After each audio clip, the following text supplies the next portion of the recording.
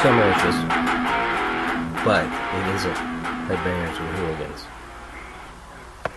And as always, thank you for listening. Morrison World Domination. As you know, besides being a huge music fan, I mean, that's a given, right? Big boxing fan. Kind of took a few years off from it. I was a huge Klitschko fan, both of them, Vitaly and Vladimir, but Vitaly especially. And when he retired for the second time, remember, because he retired once and came back, kind of lost interest a little bit. Well, the emergence of Trey Lip Morrison and his brother Kenzie Witt Morrison, both sons of Tommy Morrison, I was pretty fucking excited, to say the least. And I just thought it'd be a good idea to talk about boxing as well. And while I'm mainly focusing on the heavyweight division, it doesn't exclude the other weight classes. I'm just focusing on the division, the heavyweight division, that used to be such a big deal. Remember that back when Ali and Holmes and Frazier, when that was a huge deal, Mike Tyson, and with all the different belts and organizations, it can get pretty confusing, and that's kind of where boxing has messed it all up. But it's not about that. Not today. I came up with my 10 favorite heavyweight fights. Let's make this very clear. I'm not talking about the best boxers, alright? And I know there are going to be people that disagree with me because they'll say, how can you leave this fight out? And what about this fight? These, for me personally, these 10 fights are the ones that I remember the most when I watched them. And, you're always going to have disagreements, especially with boxing. And real quick, before I get into this, politics. I'm so fucking sick of them. I really am. And I'm not going to ramble on about them. The whole NFL thing and the kneeling. It's a pretty big issue. And there's two sides to every story. I'm not attacking the people who are against it, and I'm not attacking the people who say it's okay. But I'm tired of it. I got a real close friend. And actually, he's like a brother. And you know who I'm talking about. If you've listened to the other podcast, I'm talking about Brian, the Buckster, the truck driver. He's taking a stance. He's done watching the NFL. He's pissed off at what they did. Some of the players. He has every right to feel that way. And I feel like it's getting a little personal on Facebook with him. And it's just getting so ridiculous. And I've mentioned this before too. Cowboys Fan. I didn't even watch the game yesterday. It's a weird feeling right now. Even when I watched the first 3 games, it wasn't like before. I used to be all nervous and have butterflies in my stomach. It's the Cowboys. I've talked about the Cowboys ad nauseum, so everyone knows how crazy of a fan I am. I just, for whatever reason, I've been having a hard time getting into the games. I didn't watch yesterday, but I know there was a play where Ryan Switzer dropped a punt. Rams recovered. Rams went on to win. And there are fucking people, Cowboys fan, well, cut him. Oh, fuck him. Maybe he'll die. That would be really awesome. Shut the fuck up. Just shut up. And I remember, and I hate this too, and it's with the Decapitated, the band that's accused of gang raping the woman. Once again, there's just this little portion of society that think it's okay to say whatever they want, and they don't give a fuck who gets hurt by it. And I'm just tired of it. And what's the best cure for that? I'm just sticking with my Facebook pages. Definitely not going to my personal Facebook page. I'm sticking to Headbangers and Hooligans. And yes, I am creating a Facebook page for Morrison World Domination as well.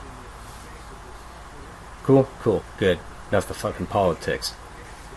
My top 10 favorite heavyweight fights. Number 10, 1995, and I'm telling you, I'm getting amped up just thinking about it. Tommy Morrison versus Razor Roddick. This was about a year, believe it or not, before he got diagnosed with HIV, being HIV positive anyway. What a fight. And it was crazy because Razor Roddick was kind of clobbering him. And if, just to refresh, remember Razor Roddick? He fought Tyson twice. You know, back in the heyday when Tyson was just fucking destroying people. Basically beating people before they even walked into the ring. Roddick put up a pretty good fight in that first fight, and that was kind of his claim to fame. He never really did a whole lot after that. Wow. In the 6th round, Tommy Morrison lands a left hook that it's just insane, because when you watch it, Roddick just disappears. And then he gets right back up, and I'm telling you, and I'm not just saying this because this is Tommy Morrison, but even Joe Frazier was impressed with Tommy Morrison's left hook. It's still one of the best ever. I know, strong words, fanboy, but how Roddick just bounced right back up blew my mind, and I'm thinking, wow, okay, Roddick's tough, and Roddick was kind of beating him up before then. And then they stop it. Tommy Morrison wins by TKO. And I thought the stoppage was a little lame. I really did. Tommy was landing some good punches, but I don't think it was enough to stop it. I think Roddick at least deserved another round. Either way, check it out. Great fight. And all these fights that I'm talking about, they're all on YouTube. So when you get done listening to me, get on there, watch them. They're worth your time. Number 9. Derek Jefferson, Maurice Harris in 1999. I'm telling you, the biggest surprise I ever watched in my life. This was the first time, I think, that I had seen Derek Jefferson. I'd seen Maurice Harris 2 or 3 times. And going into the fight, Maurice Harris had 7 losses. But he was considered a real big-time sparring partner. A lot of heavyweights used him for sparring, and he wasn't your typical heavyweight, you know, and especially in the late 90s, early 2000s, when the European heavyweights like the Klitschkos were popular. It was almost like the super heavyweight division. You got guys weighing 260, 270, 6'8", 6'9", and Maurice Harris just looked small compared to these guys, and kind of thin. Holy shit, what a fight, though. Maurice Harris goes down twice in the 2nd round, and then he knocks down Jefferson. And then the 6th round, insane. Harris gets knocked down and gets back up. What a tough fighter. And when you've seen his record with 7 losses, I know a lot of people are like, wow, 7 losses, what a bum. Maurice Harris was not a bum. He was a fighter that had skills. And he gets back up. Then he hurts Jefferson again. And then Derek Jefferson lands a left hook. Holy shit. One of the biggest punches I've ever seen landed in a fight. I just talked about Tommy Morrison's left hook. Derek Jefferson's left hook in this fight was 10 times more devastating. He hit Maurice Harris so hard, he was out immediately, and that his mouthpiece just went flying. And I remember Larry Merchant saying, "Derek Jefferson, I love you." You know how he was. I know some people weren't big fans of Larry Merchant. I liked him.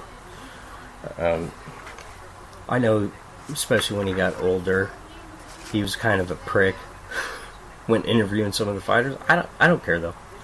I like the element he brought. But what a punch! What a fight! And if I remember right, I think that was fight of the year. And that 6th round, if it wasn't, it should have been the round of the year. Ring Magazine does that every time.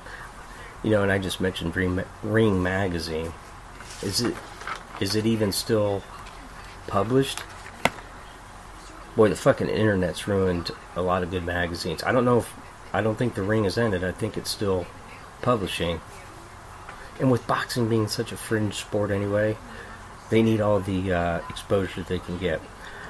Number 8, Danny Williams, Mike Tyson, 2004. This is after after Tyson got out of prison. And I remember seeing the name Danny Williams, and I knew he was from England. And I thought, wow, okay, this is obviously just a tune-up fight for Tyson. Let me tell you something. What Danny Williams did is he watched the Holyfield fights with Mike Tyson, because that he employed the same strategy, weather the storm. Then in the middle rounds, after Tyson tries to knock you out, you just got to withstand that. And then in the 5th, 6th, 7th rounds, he's out of gas, and then that's when you go for the kill. But you got to get to that point. And that's one thing that never goes away. You always hear that. If a boxer is a big puncher, they might get slower, heavier, but that power never goes away. And he took some shots. He went toe-to-toe with Tyson, and in the 4th round, he stops him. And it just blew me away. And I remember, too, that Williams was like 265 for that fight. He had put on 15 or 20 pounds.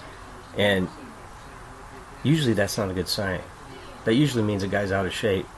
But, wow. Just really blew me away. I tell you what, I became a Danny Williams fan after that.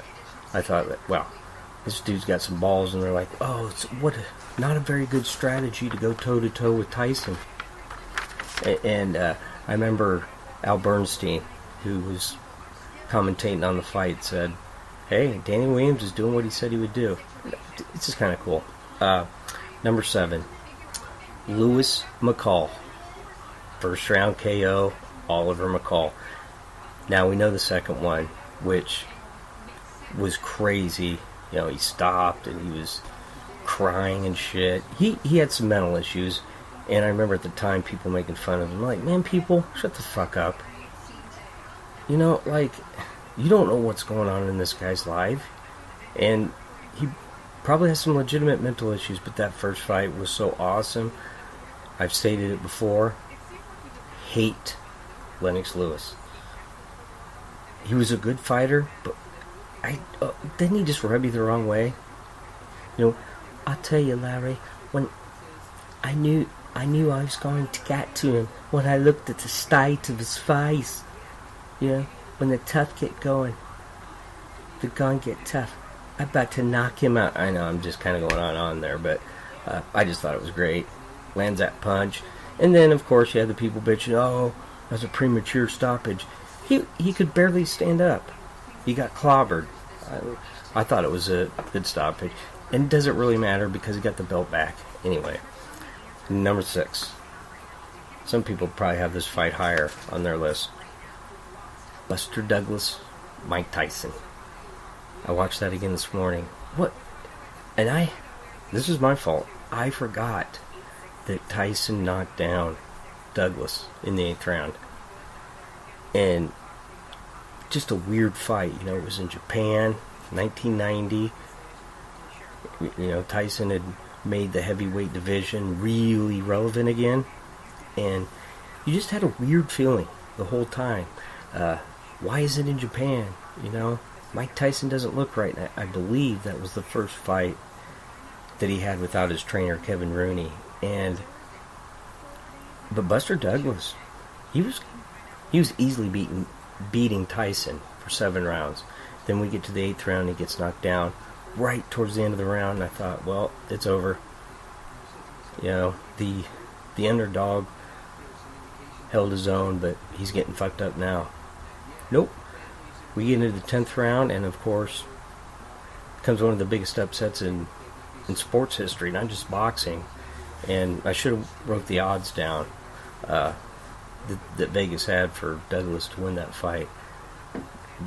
Just crazy, you know. And Buster Douglas, wow, that was it for him. That was his 15 minutes of fame.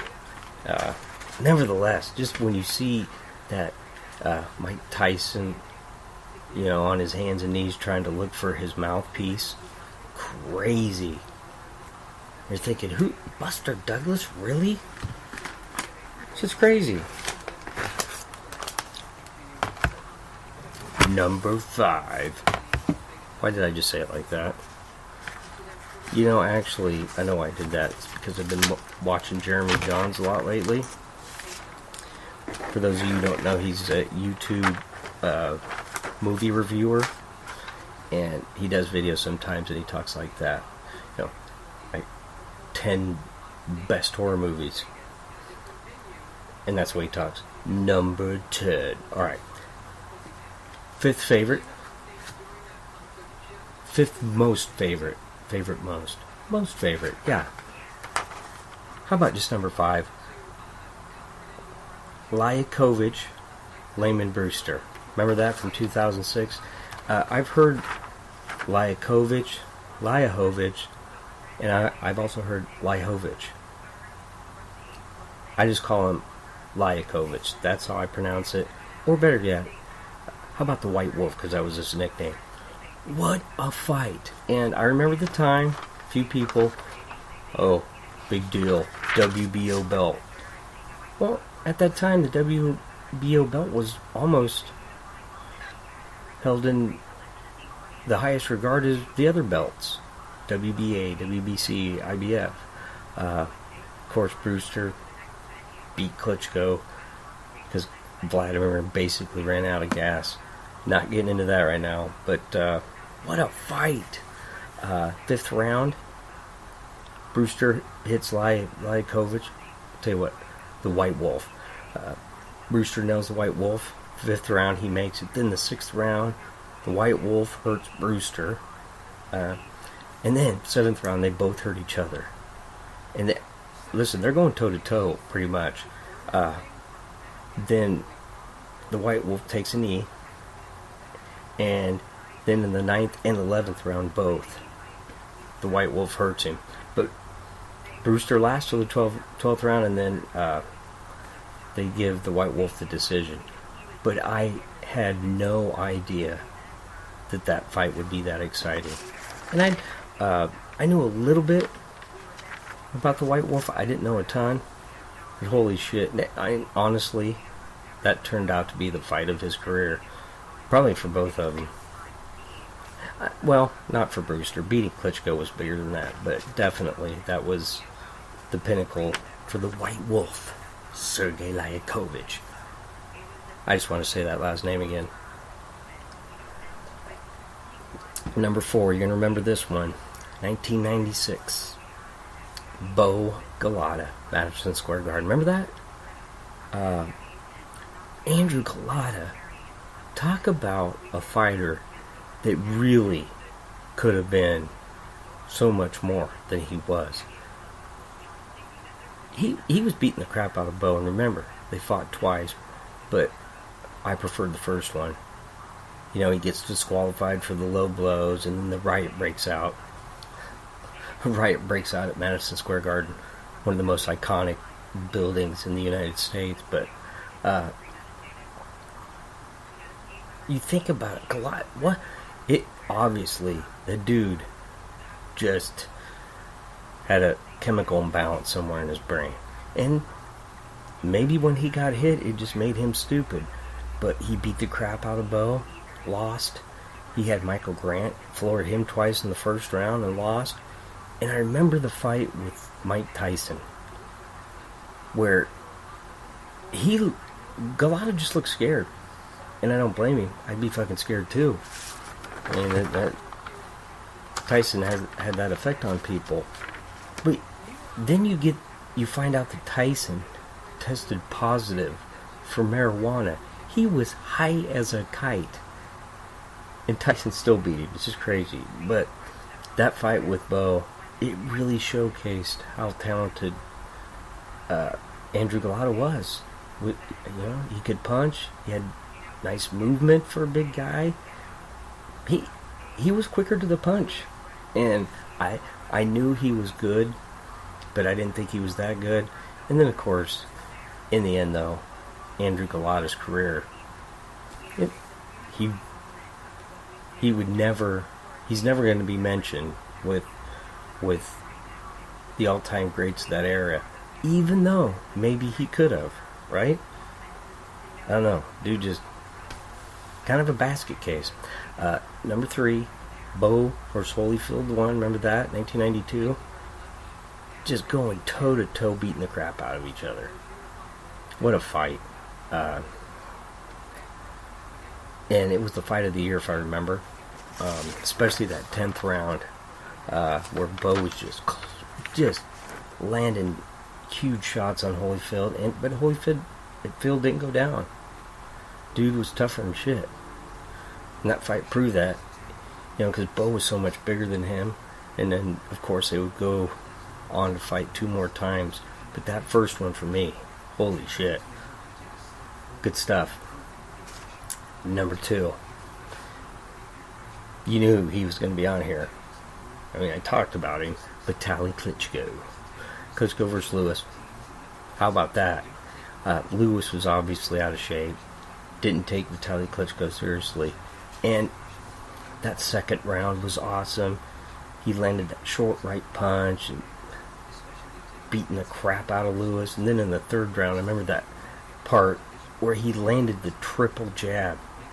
And I know for a fact, you could tell too that Lewis was surprised that Klitschko was coming after him. He was being as aggressive as he was. And, I knew they were going to stop the fight because those cuts were just too bad. But I remember at the end of the fight, Jim Lampley said it. Hey, Lewis won the fight, but Klitschko won over the fans. That was the truth. And of course, him and Merchant have that little thing at the end where Lewis is constantly grabbing the mic and Larry Merchant doing his magic as always. And then for me, my favorite fight, and remember, I said my favorite. It doesn't mean the fighters were the best. It doesn't mean their techniques were great or they were really skilled. It's just, was it a great fight? And it was. Klitschko Sanders. Corey Sanders. This was after Corey beat Vladimir. Remember that? Whew. Vladimir had no idea what to do when Corey Sanders hit him. Did not see that left hand. And I remember Merchant at times like, well, the next big thing is the next big loser, some shit like that. And George Foreman kind of jumped his ass like, his career ain't over, Larry. Which George Foreman is the perfect person to respond to that, because that's what he did. Knocked out Moore when it's like 45. Anyway, Sanders, that left hand, and rest in peace, by the way, Corey. Guy got killed defending people that were robbing, I believe, a restaurant. Just crock of shit. But that left hand, I'll never forget it. It was the first round. Bam! And it staggered Vitaly, but he managed to hold on. And then in the third round, they just were throwing bombs at each other. And And you could tell Corey Sanders, he didn't train. What if he had actually taken boxing seriously and trained? Imagine how good he really would have became. And then you hear about it. It's like he didn't want to train because he was like a natural athlete. Like, if I remember right, he ran like track and field and was fast. He was a good golfer. If you had a left hand like that and you could devastate people with it, why would you train? Why would you focus on training? But the one thing he found out, that Vitaly wasn't little brother Vladimir. That's what separated him big time. And you know what? Maybe Vladimir was the more skilled fighter, which is fine. Vitaly was 10 times tougher, especially with heavyweights. It's not who can land a punch, it's who could take it. And, finally in the 8th round, Vitaly is able to stop him. The referee stops the fight for a TKO, and he gets the belt finally. But what a fight. I see on YouTube guys bitching, oh, this is complete fucking trash. Oh, okay. Yeah, because you're a boxer and you've fought a lot of fucking guys in the ring, right? Fucking people are ridiculous. But yeah, great fight. All 10 of them, like I said, are on YouTube. Check them out. It's worth your time, and hope you enjoyed this. Going to be doing this a lot more. Morrison World Domination. I like the sound of that. And I'm going to end this like I do for Headbangers and Hooligans. Take it easy, and if it's easy, take it twice. I'm out.